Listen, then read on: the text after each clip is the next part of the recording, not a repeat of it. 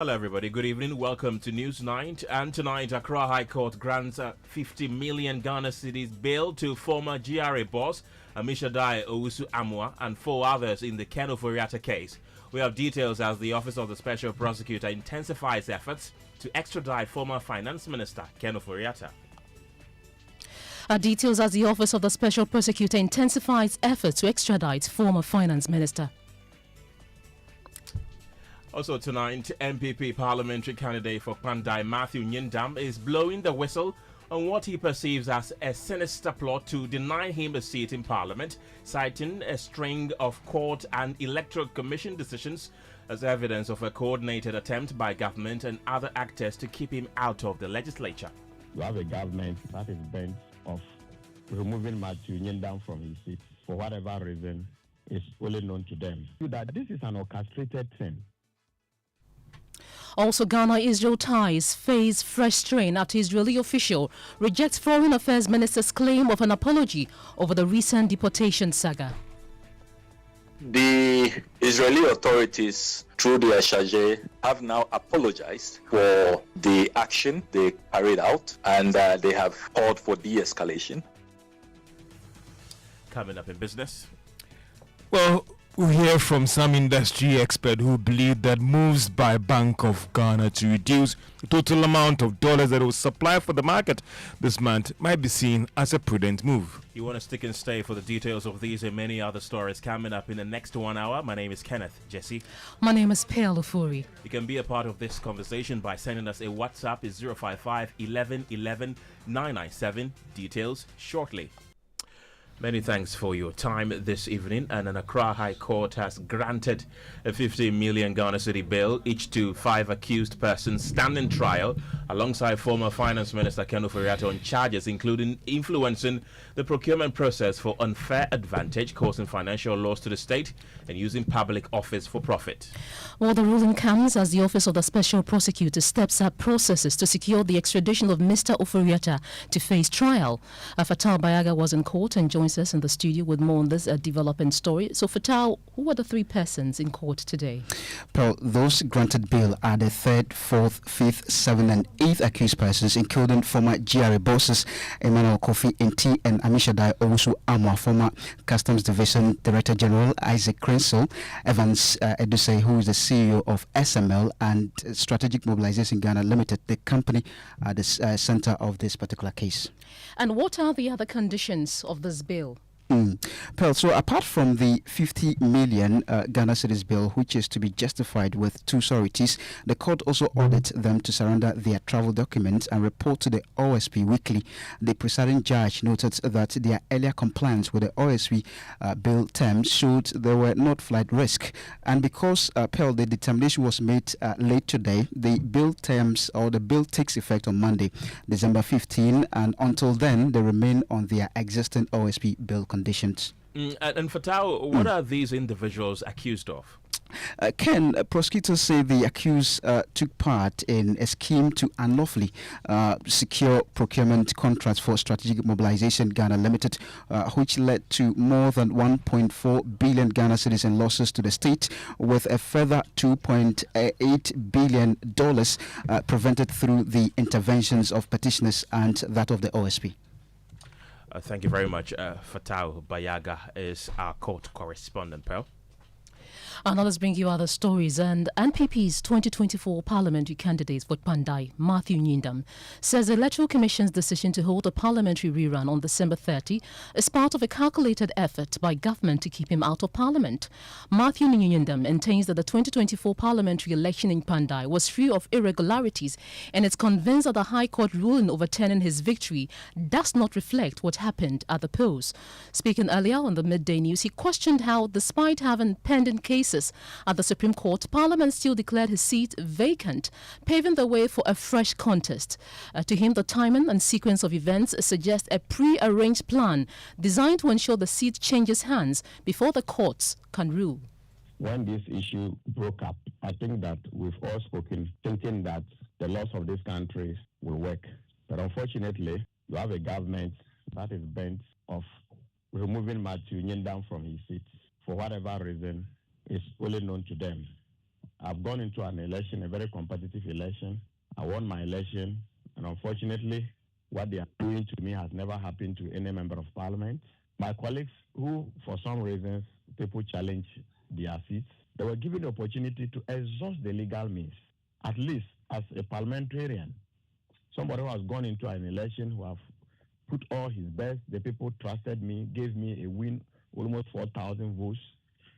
And then I have the opportunity to go to the appeal court, I have the opportunity to go to the Supreme Court, and the laws of this country will not allow me because some people think that whether I like it or not, they might come for the Pandai seats. What do I have to say? I just hope and pray. You see, my dear, that tells you that this is an orchestrated thing. This is a planting, a pre-planting. I'm telling you, the election that unfortunately gave this kind of the ruling that came out of the High Court, I can tell you without any fear of contradiction that nothing went wrong with the elections. Now the ruling has come. We have gone to the appeal court to challenge the ruling. They are not allowing me to even challenge the ruling. Right, Pearl, let's go back to our earlier story in court where the 7 individuals who are facing the OSP in court, our correspondent Fatau Bayaga brought us update, and Vitus Azim is joining us on the telephone lines right now. Glad you could join us this evening. Do we have Vitus on the line? Right, unfortunately, we've lost Vitus Azim there on the telephone lines, but we try to reconnect with him for more. And let's continue with the story about the Kpandai constituency seat, which has been declared vacant because former Vice President Mahmoud Bawumia has also expressed disappointment over the Electoral Commission's decision to swiftly schedule a rerun of the Kpandai parliamentary election. According to according to the former Vice President, Matthew Nyindam has active appeals before both the High Court and Supreme Court, none of which has been resolved. Dr. Bawumia argued that similar cases in other constituencies were allowed to fully exhaust judicial channels before any action was taken, and questioned why the EC is rushing in this instance. Say the least, very, very disappointed what is going on in our country. It looks like our institutions, democracy, and our tenets of democracy are being undermined. The issue of Pandai with Matthew Nyindam is not a new issue in our democratic politics. You've had issues with Dana Bodakpi, you've had issues with Techi Kweston in Asin, and basically you've had the House allow the court and the legal processes to take place and be exhausted before state institutions are stampeded into acting in ways that undermine democracy. Matthew Nyindam should be given his day in court. He has filed appeal processes at the High Court. He has filed for a judicial review at the Supreme Court, and none of those cases has been adjudicated. So why the rush? Why the indecent haste? I think that he's being railroaded. I think that this undermines our institutions of democracy. I think that we should take a halt to these processes and allow him to have his day in court, just as others have done in the past. The House has never really rushed in this way when it came to the other cases. What is the difference with the case of Matthew Nyindam? So that's the former Vice President Mahmoud Bawumia also adding his voice to this. Let's bring in the political parties. Rashid Tanko Computer is the Deputy Director of IT and Research with the governing NDC. Haruna Mohammed is the Deputy General Secretary of the opposition MPP. Gentlemen, glad you could join me this evening. Let me start with you, Haruna Mohammed. Now the Electoral Commission has set the 30th of December as the day for the election rerun in Pandai. Is the MPP going to participate? Well, I would like to say good evening to your choice listeners and followers over the social media, and good evening to Tanko Rashid Computer.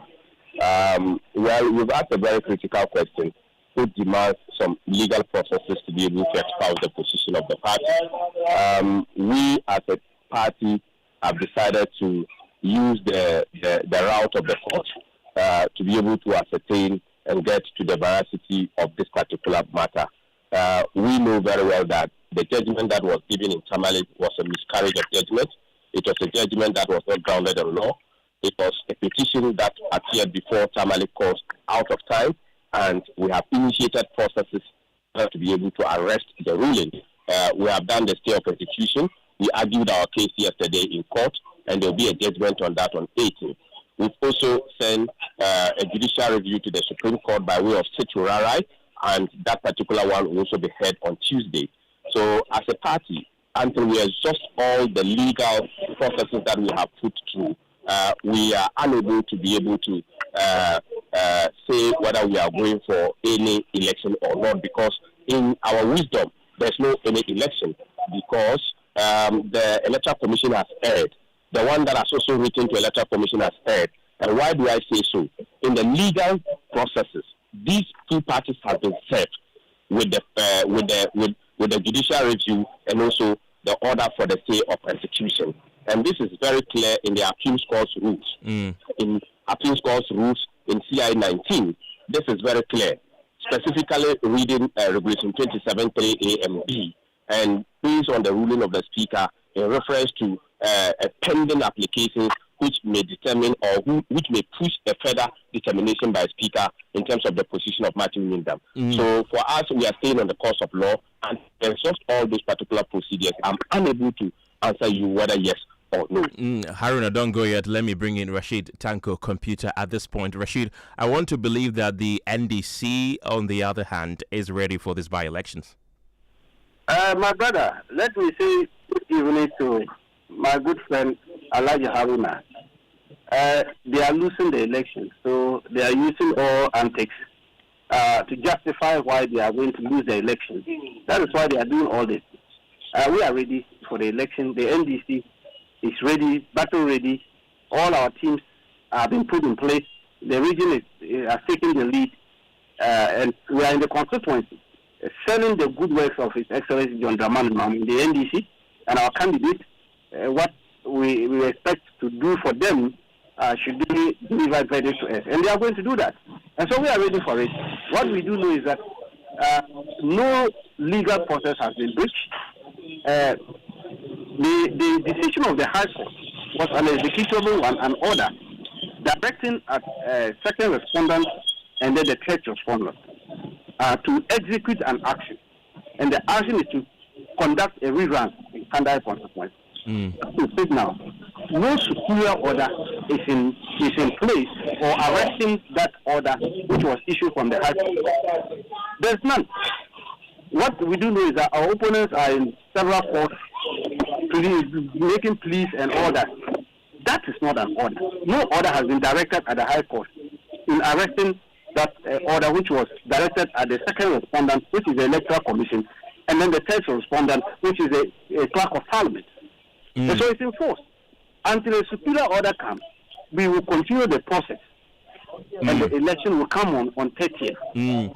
Haruna, you failed to give me a yes or no answer when I asked you the MPP is going to participate in the Kpandai election rerun, but we are hearing that there's subtle campaigning from your party going on in Kpandai. So if you are uncertain whether you're going to, compete in the upcoming elections, why the subtle campaigning on the grounds?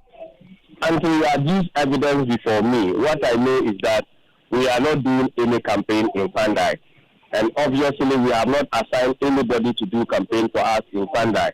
Our existence, the party members' existence in Pandai is by way of their residence. Their status of residence does not move them out of Pandai. Again, I'm unable to give you yes or no because my party, the New Patriotic Party, was not formed out of illegality.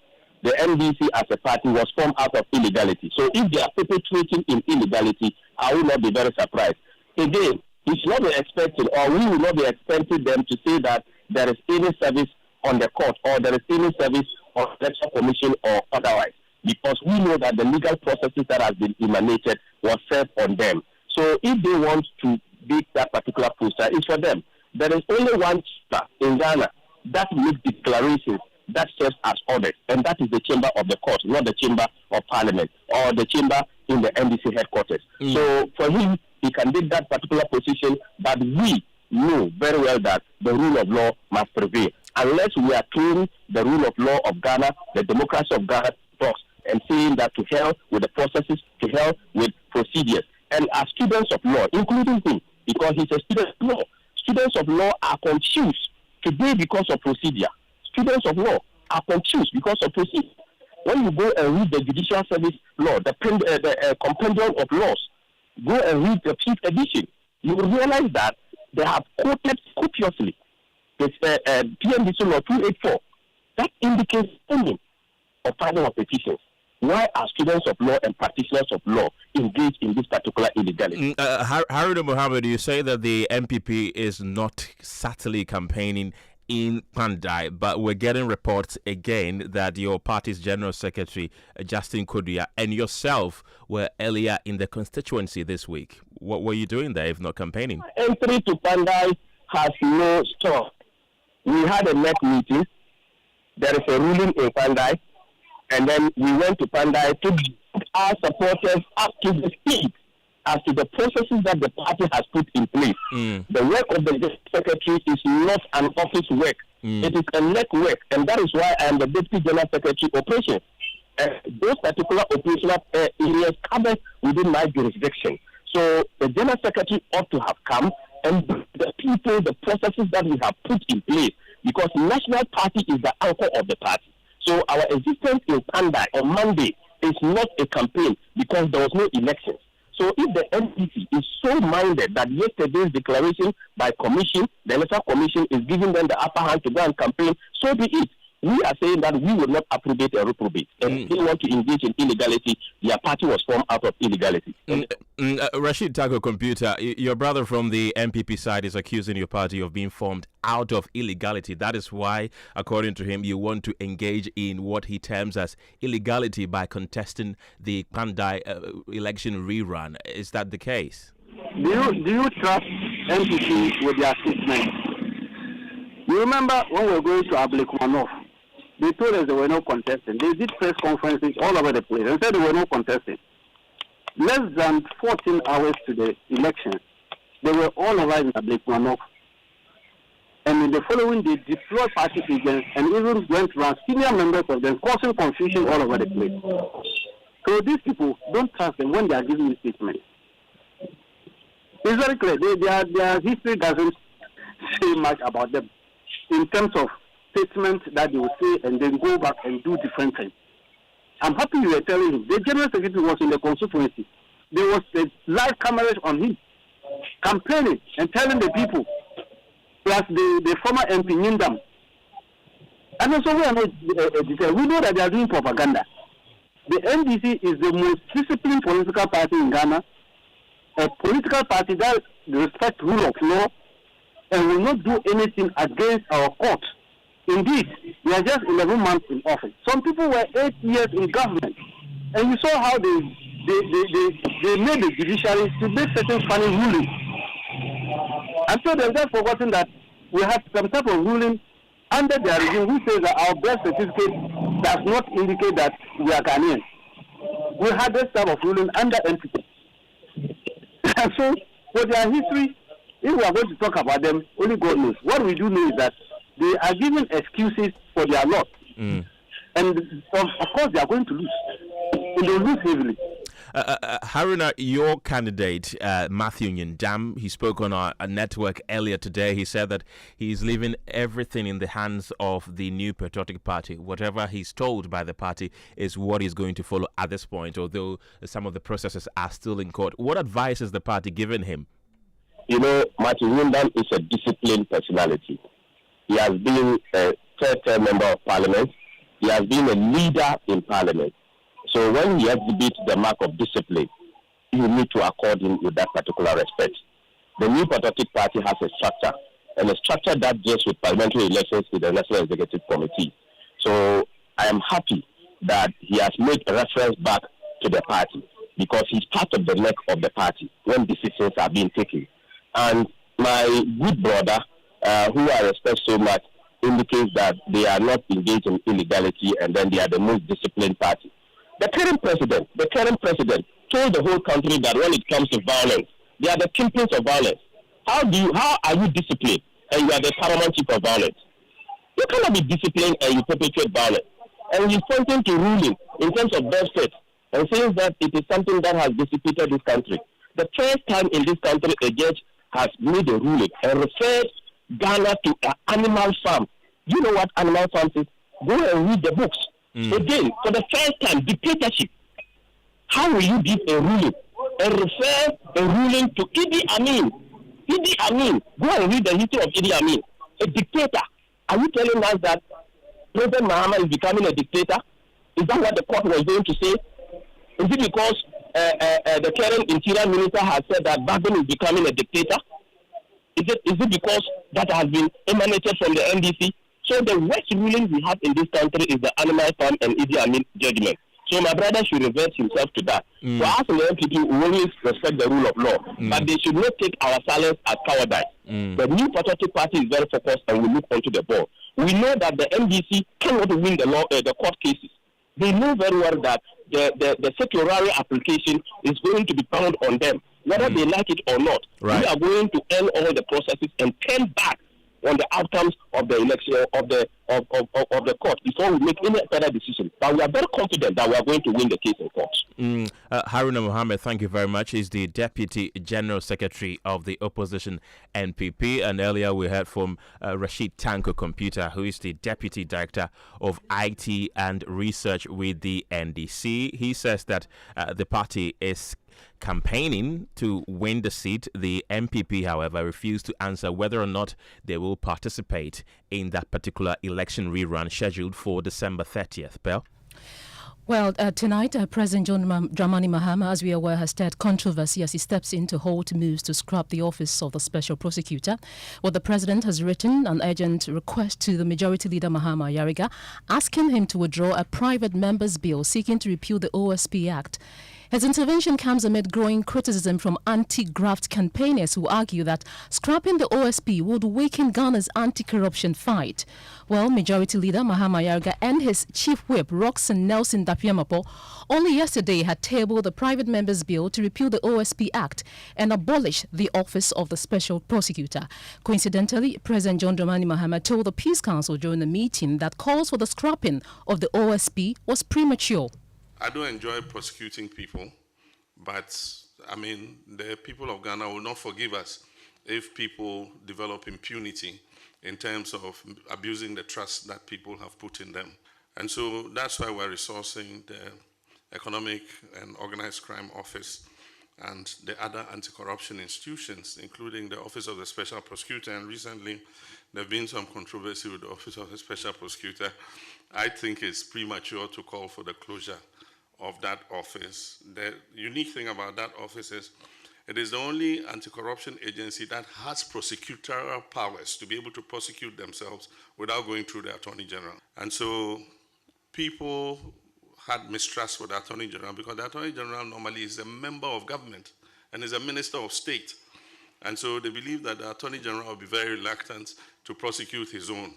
But if there's an independent office like the Office of the Special Prosecutor, it won't matter who you are, because they have security of tenure and they have prosecutorial powers, whether you're a member of government or you're a member of a previous government or you are anybody who has, misappropriated public funds. They have the law is behind them to be able to prosecute you. So I think we should give them a little time.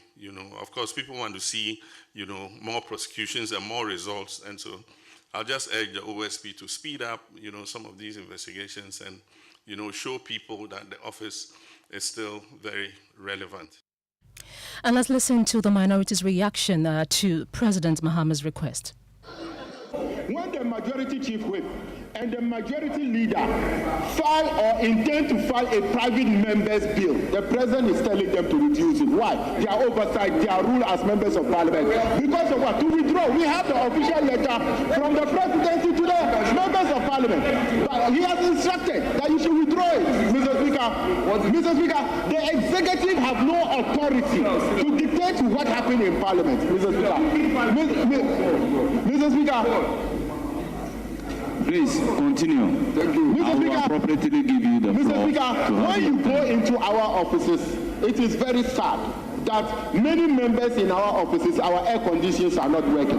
When you have a visitor, you have to look for another member office where the air condition is working to be able to entertain that visitor.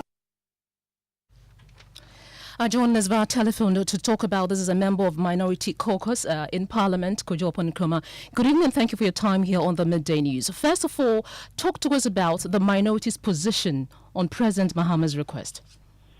I think first we need to correct a major misreportage that Joy FM has done 2 times now. Last week, Joy FM reported that there was a unanimous view to abolish the office of the Special Prosecutor. And this evening, again, you have misreported, even mentioning my name that I'm one of those who supported it. It is 100% not true. The majority side is the one that, first of all, last week made the argument that they wanted to summon the OSP to Parliament. And we said that they were being hypocritical because when the state security agencies were weaponizing their powers, they were silent. And because Martin Pebu had been arrested, that's why they were now complaining. Then the majority leader said they wanted to bring a private member's bill to repeal it. And the Honorable Samuel Abu-Jenapo told them that they are the ones who have the numbers. If they want to do it, they should stop preaching and go ahead and do it. Today, in Parliament, there has been no such unanimous or bilateral support. What has happened is that during the consideration of the estimates of Parliament, the Honorable Habib mentioned that the executive is dictating to Parliament.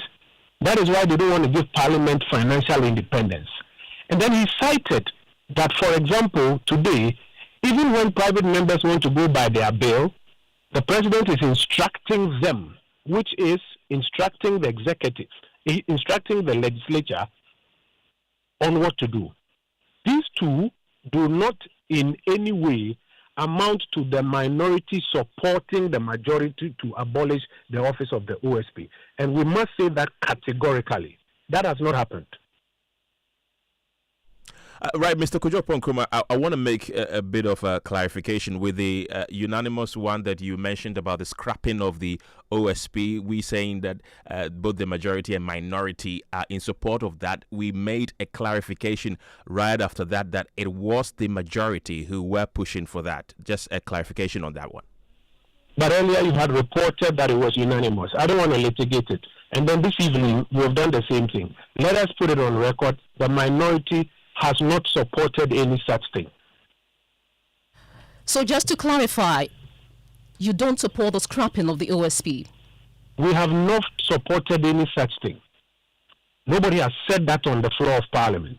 And I beg of you not to represent it to the public that we have supported it. There's not a single person who has supported it. Myself, I have spoken. The Honorable Samuel Abu-Jenapo has spoken. The Honorable Habib has spoken. The 3 of us, none of us have supported it. I spoke about the hypocrisy of the NDC, that they did not join us in complaining when the state security agencies were abusing their powers. Abu-Jenapo spoke about the fact that if they want to repeal it, they have the numbers. They should bring whatever bill they want to bring. And then today, Habib mentioned that the president was dictating by even instructing the majority chief whip and the majority leader. None of these amounts, respectfully, to our supporting of the majority on that frolic that they want to embark upon. So back to my earlier question, the president has written an urgent response to the majority leader to withdraw the private members' bill that's seeking to repeal the OSP Act. Your reaction to that? We are of the view that it is one of 2 things that is happening. Either the ruling party is confused, or this is a calculated public relations gimmick aimed at making it look like people wanted to do something and the president has stopped it and he looks good. Because yesterday, mid-morning, the president was in meeting the Peace Council announcing his support for the OSP literally. And literally around the same time, his chief whip and majority leader were in Parliament engineering the passage under a certificate of emergency of a private member's bill to scrap the office. We were the ones who then started calling it out that it was a PR gimmick or that they were confused. Today, we are informed that the president has either requested or instructed that they sound it down. Is the view to then give the president praise that he has solved a problem. This is an old trick in the books where you create a problem and you solve it, or it is clear evidence that you are confused. None of it impresses us. Mr. Kojo Nkrumah, thank you so much for speaking to us. He's a member of the Minority Caucus in Parliament. And it's not time for business, and George Riafe is already in studio with the latest. George, what do you have for us?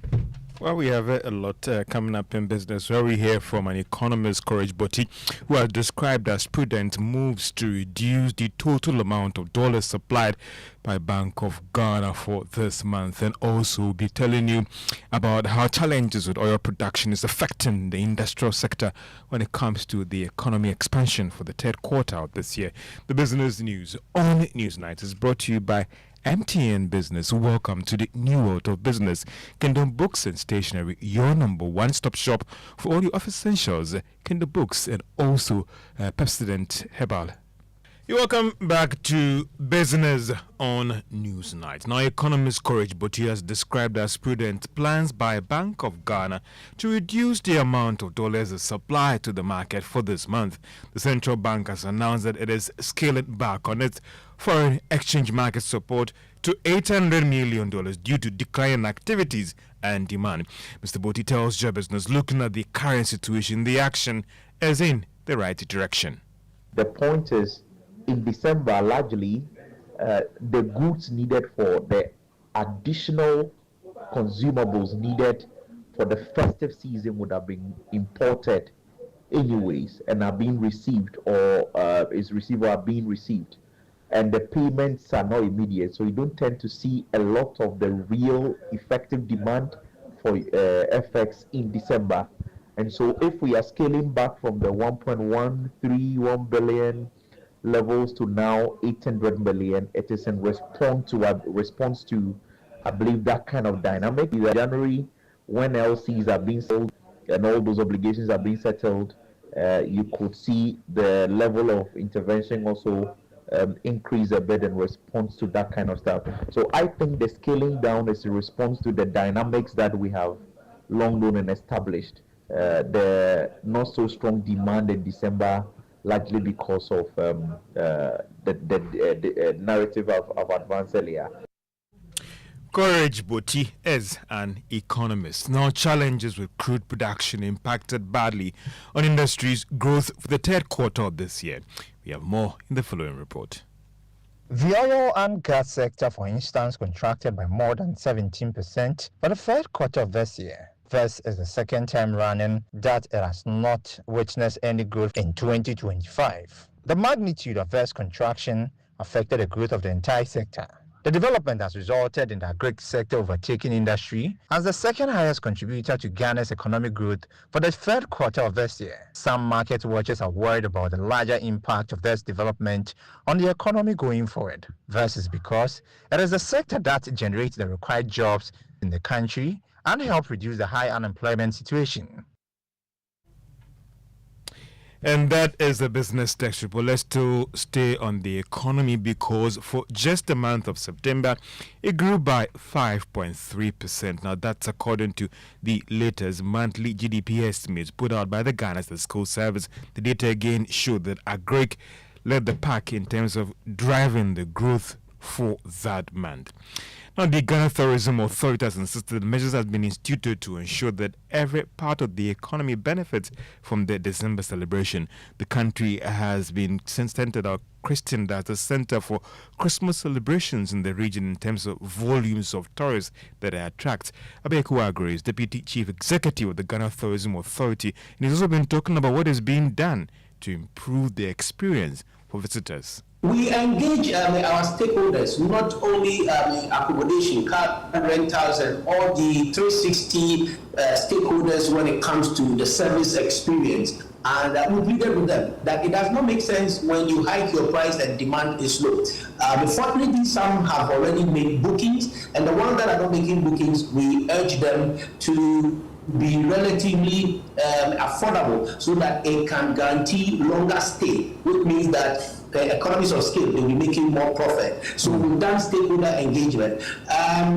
Price always goes with quality. So even if the service quality is great, people don't really feel the cost of the service. Apart from accommodation, the service quality, as His Excellency the President John Dramani Mahama hinted when he met the media, that people complain about poor service. We have engaged our stakeholders, i.e. the food, beverages, hospitality, accommodation, restaurants, to educate and sensitize them the need to enhance their service experience. They should be very prompt, they should be proactive, it should also be very nice and engaging, and that is also going to bring. So we are sure that this year's December in GH is going to be very exciting, very profitable. As Accra Grace, the Deputy Chief Executive of the Ghana Tourism Authority, and Kenneth, guys, those who are coming to dinner tonight when it comes to PM Express Business Edition, we're talking about fuel prices,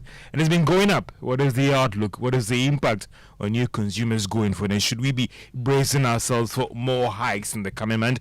I'll be engaging the chairman of the Chamber of Oil Marketing Companies, that is Gabriel Kumi, and also the Chamber of Petroleum Consumers, Dan Kanamwa, as we dig deep into the sector, the challenges, the outlook, and whether I should prepare to pay more come next week. That is PM Express Business Edition, 9 p.m. on JoyNews and all the social media platforms. We'll definitely be monitoring, because every day is a good time to talk about the prices of fuel due to the effects it has on the economy. George, thank you very much for bringing us the latest in business. It's now time for sports, and Benaya is here with the latest. What do you have for us? Yeah, hi, Kenneth. Hi. Now, the Black Queens have risen 5 places in the latest FIFA rankings after an impressive round of form since August. Now, Ghana were previously ranked 67th and now sit 62nd in the world. On the continent, the Black Queens are ranked 3rd behind champions Nigeria and South Africa.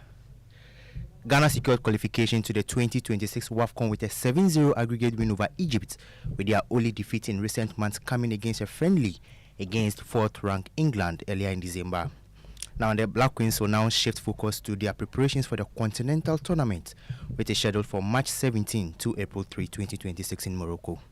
Now, it looks like the Black Queens are doing something good, unlike their counterparts. Are they, though? Well, at least they are, yeah. Their rank was 60 what? They are ranked 62nd now in the world, and ranked 3rd in the continent. Yeah, that's not bad. They are doing better, because the Black Stars are ranked 72nd. Yeah, ranked 72nd somewhere. So that's quite bad. Yeah, that's quite bad. But hopefully they actually improve it before the World Cup. Yeah. We So that's hope it for sports, Kenneth. Thank you very much, Benaya. And away from sports, Ghana's Foreign Affairs Minister Samuel Okudzeto-Ablakwa says Israel has apologized for deporting 3 Ghanaian nationals attending a cybersecurity conference in Tel Aviv. However, an Israeli official has shut down this claim, denying any apology was made and insisting the matter should be resolved through diplomatic channels and not public statement. The Ghanaian government had retaliated by deporting 3 Israeli nationals, citing unfair and unjustified treatment of its citizens. Okudzeto-Ablakwa had stated Israel apologized and called for de-escalation. He spoke on the Super Morning Show. So the Israeli authorities, through the Ex-GRA, have now apologized for the action they carried out, and they have called for de-escalation, because we made it clear that if they deported 10 Ghanaians, we will deport 10. 20 will deport 20. 50 will deport 50. We are not going to accept this, particularly when the reason they gave is absolutely untenable. Mr. Ablakwa also warned that Ghana will not tolerate any mistreatment of its citizens anywhere in the world. If the government of Ghana does not stand up for its nationals, nobody will. If we don't insist that we are respected, if we don't insist that our dignity is safeguarded, nobody will do it for us. No other government will stand up for us. The government of Ghana must stand up for its people, no matter who they are, regardless of class, of status, or creed. We are all Ghanaian citizens first, and we are entitled to clear protection under international law, particularly the Vienna Convention. Yeah, the Foreign Affairs Minister Samuel Okudzeto-Ablakwa, as we may be aware, Israel's denial has thrown a spanner in the works. Caleb Ahinakwa is with myjoyonline.com, and he spoke to the Israeli official. He joins us in the studio right now. Caleb, you spoke to the official from the Israeli embassy. What responses were you given? Well, yes, indeed. I did speak to some officials from the Israeli embassy, and just so to be clear, this was on the back of a publication we did make. Okay. And this publication was made from an interview Kujetu Ablakwa granted on our Super Morning show, saying that, Israeli embassy had apologized to the Foreign Affairs Ministry. And again, we are not certain what kind of apology that was, whether it was written or verbal. And so not so long after, and we did receive a call from an official from the Israeli embassy who tells us that there's been no apology whatsoever from, the Foreign Affairs Minister, essentially debunking and denying claims that, there's been an apology made. And beyond that, this Israeli official I spoke to, who, wants to remain anonymous, had to get clearance from, his officials upstairs before engaging us. So, yeah. We did run the story, and the story can actually confirm that indeed there's been no apology. There are a lot of other elements, aside from that apology he made, and I'm hoping that the Israeli embassy comes out with a statement in the coming days. Thank you very much, Kila Bahinakwa, and he's with myjoinonline.com. Joining us for a conversation on this is the ranking member on the Foreign Affairs Committee of Parliament, Samuel Abujinapo. We'll also be joined by Dr. Ishmael Lovo. He's an international relations expert, and they'll be speaking to us on this issue. Good evening. We'll start with Mr. Jinapo. Good evening. Thank you for your time on Newsnight. First of all, what do you make of the retaliatory deportation of the three Israels in response to, the three Israels in response to Israel's action? Thank you very much, Madam, and thank you for having me. Good evening to your cherished listeners. Let me first of all state that any effort by the government of Ghana to protect the interest of Ghanaians abroad and safeguard the dignity of Ghanaians, wherever they find themselves, is one that should be welcomed. And to that extent, the minority welcomes any effort by our government to defend the rights of our citizens and safeguard the dignity of our compatriots abroad. That said, I think it's also important that we call on the Honorable Minister for Foreign Affairs, the Honorable Samuel Ablakwa, to take the path of quiet, calm, and strategic diplomacy in dealing with some of these matters. We think that the public row associated with his conduct of foreign policy as a Minister for Foreign Affairs seems to be becoming one too many. Thirdly, you may take note that Ghana has had long-standing diplomatic relations with the State of Israel, spanning the space of 6 decades, 60 years. Indeed, our first president, President Kwame Nkrumah, was the president who first established diplomatic relations with the State of Israel as far back as 1959. And as you know, Ghanaian Christians have a strong bond with the State of Israel, where they take up spiritual pilgrimages over and over again. So we have a strong country-to-country bilateral relations and people-to-people relations. And also the implications on the broader diplomatic community is one that we need to pay attention to. Fourthly, we also believe that the minister should be briefing the Committee on Foreign Affairs in Parliament. And tomorrow, the Minority Caucus will be tabling these issues on the floor of Parliament. Okay, very well. Now, finally, the issue relating to apology and the denial, as your reporter has pointed out, from the Israeli embassy is one that is very disturbing and potentially embarrassing.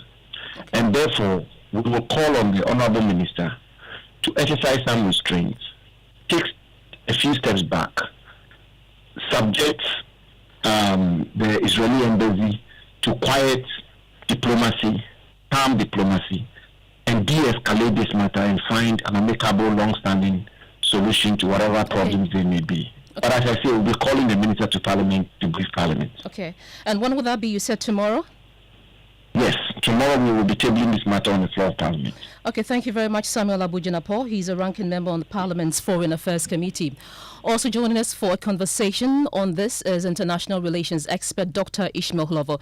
Good evening and thank you for your time on Newsnight. We have two conflicting narratives here, one confirming an apology and the other denying same. How do you interpret this really? Do you see it as a case of miscommunication or there is more at play here?